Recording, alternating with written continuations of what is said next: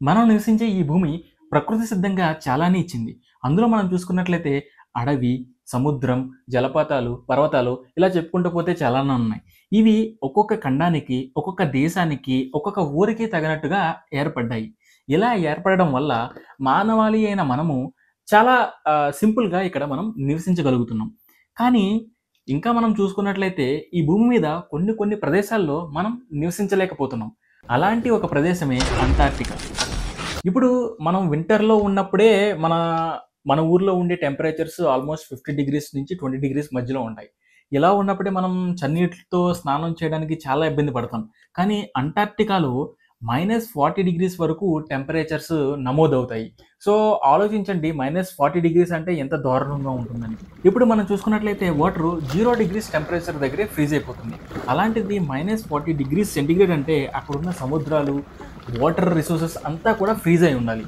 అక్కడ ఒకవేళ వాటర్ అంతా ఫ్రీజ్ అయ్యి ఉంటే అక్కడున్న జంతువులు ఎలా నివసిస్తున్నాయి? అవి ఎలా బతుకున్నాయి? సో, అవి బతకడానికి మెయిన్ కారణం ఏంటంటే దాని వెనకాల ఉండే ఒక సైన్స్ అనమాట. ఆ సైన్స్‌ని యూజ్ చేసి అక్కడ చాలామంది హ్యూమన్స్ నివసిస్తున్నారు. ఆ సైన్స్ ఏంటి? ఆ సైన్స్ మనకి ఎలా ఉపయోగపడిందనేది ఈ వీడియోలో మనం తెలుసుకుందాం. మనం తాగే వాటర్‌కి ఒక ప్రాపర్టీ ఉంది. ఇప్పుడు మనం ఒక ఐస్ క్యూబ్‌ని తీసుకొచ్చి మనం తాగే వాటర్‌లో వేస్తే ఆ ఐస్ క్యూబ్ అందులో తేలుతుంది. ఇందులో పెద్ద వింతే ఉంది. జనరల్‌గా ఐస్ క్యూబ్ అనేది వాటర్‌లో తేలుతుందనే అని మీరంటారు. కానీ ఇప్పుడు అదే మనం వాటర్‌ని తీసి ఆయిల్‌ని పెడితే, ఒక ఆయిల్ గడ్డకట్టిన సాలిడ్ సబ్స్టెన్స్‌ని ఆయిల్‌లో వేస్తే అది ఖచ్చితంగా కిందకి సెటిల్ అవుతుందనమాట. సో, ఎందుకు ఈ వేరియేషన్ అనంటే, ఇప్పుడు వాటర్ అనేది H2O మాలిక్యూల్ ద్వారా ఫార్మ్ అయిందని మనకు తెలుసు.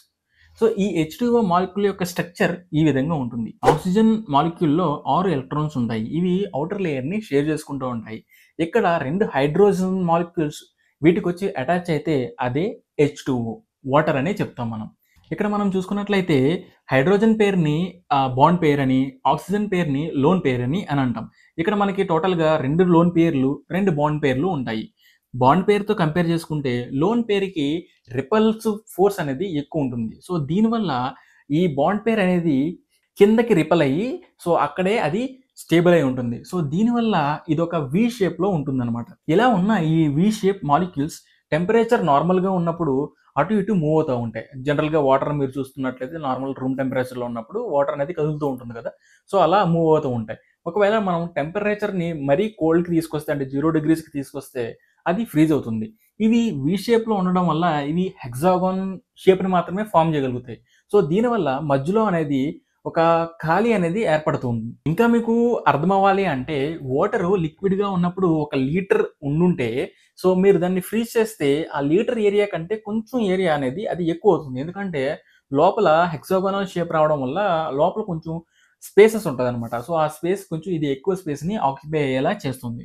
ఇక మీకు ఈజీగా అర్థమైపోయి ఉంటది. దీన్ని బట్టి కంపేర్ చేసుకుంటే వాటర్ కంటే ఐస్‌కి డెన్సిటీ తక్కువని చెప్పేసి. ఎప్పుడైతే డెన్సిటీ తక్కువుందో, ఆ డెన్సిటీ తక్కువున్న ఐటెమ్స్ అన్నీ ఏమైతాయంటే వాటర్‌లో తేలుతాయి. ఇదంతా మీకు చెప్పడానికి కారణం ఏంటంటే, ఈ అంటార్క్టికాలో ఈ ఓషన్ లైఫ్ అనేది ఎలా బ్యాలెన్స్ అవుతుంది, ఎలా బ్రతుకుతుంది అని మీకు ఇంకా క్లారిటీగా అర్థమవ్వడం కోసం అనమాట. ఇప్పుడు మీరు 0 డిగ్రీస్‌కి పెడితేనే వాటర్ ఫ్రీజ్ అయిపోయింది. అంటే మీరు పెట్టిన లీటర్ ఏదైతే ఉందో అది ఫ్రీజ్ అయిపోయింది. -40 డిగ్రీస్ అనేసరికి మొత్తం సముద్రం అంతా ఫ్రీజ్ అయిపోతుంది అని మీరు అనుకోవచ్చు. ఇక్కడ మీకు ఆ డౌట్ రావచ్చు. కానీ అలా జరగదనమాట. ఎప్పుడైతే -40 డిగ్రీస్‌కి మన టెంపరేచర్ అయితే వస్తుందో, అప్పుడు ఏమైతుందంటే ఒక ఐస్ లేయర్ అనేది మన సముద్రం మీద అంటే వాటర్ సర్ఫేస్ మీద ఏర్పడుతుందనమాట.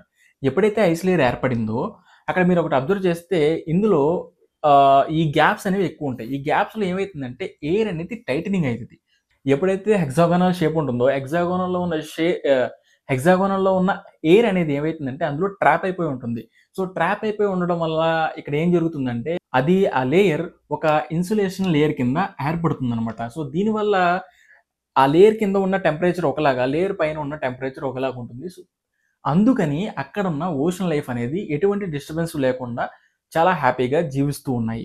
సో, ఇదే టెక్నాలజీని యూజ్ చేసి అక్కడ మన హ్యూమన్స్ ఇగ్నో హౌసెస్‌ని కన్‌స్ట్రక్ట్ చేస్తున్నారు. సో, ఇగ్నో హౌస్ అంటే మనందరికీ తెలుసు అది ఏ షేప్‌లో ఉంటుందో అదొక టార్టాయిస్ షేప్‌లో ఉంటుంది. సో, దాన్ని పూర్తిగా ఐస్ తోటే చేస్తారనమాట. సో, అది కూడా అలానే ఆ కూలింగ్‌నెస్ అనేది లోపలికి తీసుకురాకుండా లోపల ఒక టెంపరేచర్‌ని మెయింటైన్ చేస్తుంది. హ్యూమన్సే కాదు అక్కడ నివసించే ఏ జంతువైనా సరే ఇలా మంచు కింద మాత్రమే ఒక గొయ్యి కింద తీసుకొని అందులో నివసిస్తూ ఉంటుంది. ఈ సైన్స్‌ని మనం మోడర్న్ టెక్నాలజీలో కూడా యూజ్ చేస్తున్నాం. అంటే ఇప్పుడు మన ఇంట్లో చూసుకున్నట్లయితే, మన లోకల్‌గా ఉన్న ప్రతి ఇంట్లో చూసుకున్నట్లయితే ఈ రోజు సీలింగ్ లేకుండా ఏ హౌసు లేదు. ఈ సీలింగ్ చేయడం ఎందుకంటే సేమ్ బయట హీట్‌గా ఉన్నప్పుడు లోపల టెంపరేచర్‌ని అలా మెయింటైన్ చేసి కూల్‌గా ఉంచడం కోసం ఈ సీలింగ్ చేస్తారు. ఈ సీలింగ్ చేసిన తర్వాత పైననేది ఎయిర్ ట్రాప్ అయిపోతుందనమాట. సో, ఎయిర్ ట్రాప్ అయితే లోపల ఉన్న కూల్‌నెస్‌ని బయటికి వెళ్ళనివ్వదు. బయట ఉన్న హీట్‌ని లోపలికి రానివ్వదనమాట. అలానే టెర్రస్ మీద మీరు చూసుకున్నట్లయితే కొన్ని హాలో స్ట్రక్చర్డ్ టైల్స్ వేస్తున్నారు. సో, ఇక్కడ మీకు ఆ టైల్స్ మధ్యలో చిన్న చిన్న గ్యాప్స్ ఉంటాయి. ఈ గ్యాప్స్‌లో ఎయిర్ స్ట్రక్ అయిపోతుంది. ఎప్పుడైతే సేమ్ ఎయిర్ స్ట్రక్ అయిందో ఆటోమేటిక్‌గా బయటున్న హాట్ అనేది లోపలికెళ్ళదు. లోపల ఉన్న కూల్ అనేది బయటికి రాదు. అలా మనం ఇన్సులేషన్ చేసుకుంటున్నాం. సో, అంటార్కిటికా, ఓషన్ లైఫ్ ఎలా లీడ్ చేస్తున్నాయి? వాటి వెనకాల ఉన్న సైన్స్ ఏంటి మీకు అర్థమైందని అనుకుంటున్నాను. ఈ వీడియో గనుక నచ్చితే లైక్ చేయండి. అలానే సబ్స్క్రైబ్ చేసుకోవడం మర్చిపోవద్దు. ఇలాంటి వీడియో నోటిఫికేషన్స్ రావాలంటే పక్కనున్న బెల్ ఐకాన్‌ని యాక్టివేట్ చేసుకోండి. Thank you.